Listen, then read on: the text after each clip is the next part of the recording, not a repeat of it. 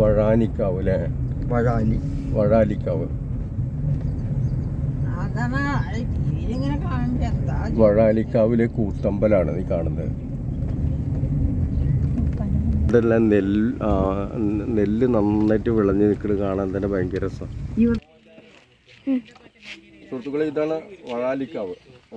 ഭാരതപ്പുഴയുടെ പക്കത്ത് വളരെ രസകരമായിട്ടുള്ളൊരു സ്ഥലമാണ്.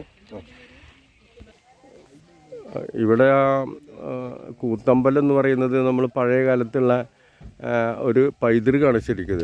കൂത്തമ്പലങ്ങൾ പല ഭാഗത്തുണ്ടായിരുന്നു, ഇപ്പോൾ നശിച്ചു പോയി. പക്ഷെ ഇതിവിടെ എന്തുകൊണ്ടോ നിലനിൽക്കുന്നുണ്ട്.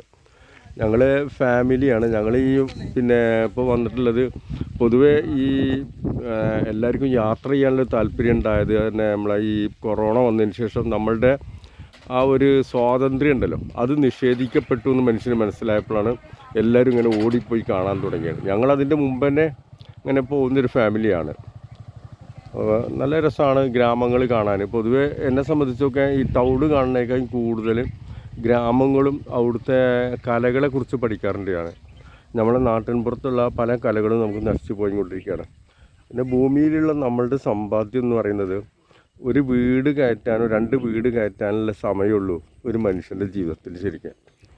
അപ്പോൾ അത് കയറ്റി മരിച്ചു പോകാൻ വിധിക്കപ്പെട്ട ഒരു വിഭാഗം ആളുകളാണ് നമ്മുടെ നാട്ടിലുള്ളത്. സമ്പത്തിന് വേണ്ടിയിട്ട് ആക്രാന്തം.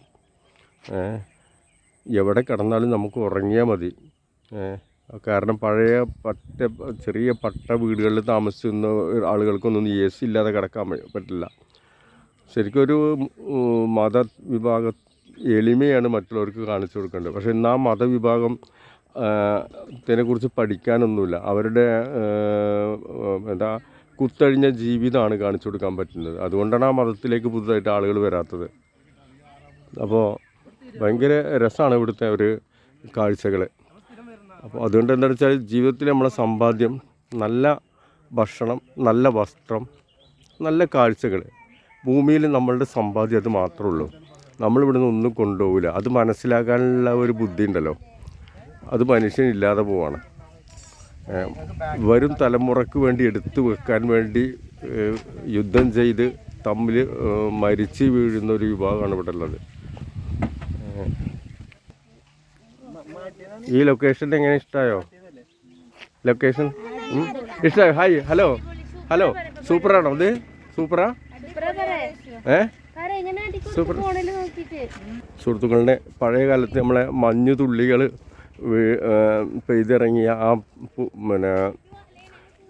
ചുറ്റുപാടും നെൽവയലുകളും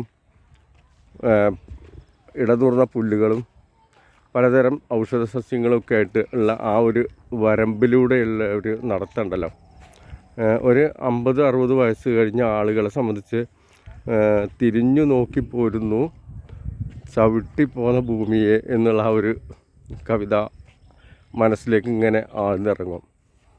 അപ്പോൾ പ്രകൃതിയെ കാണാനും അത് പഠിക്കാനും ഒക്കെ ഒരു മനസ്സുണ്ടെങ്കിൽ നമുക്കിതൊക്കെ മനസ്സിനൊരു സുഖം തരുന്ന സംഗതിയാണ്.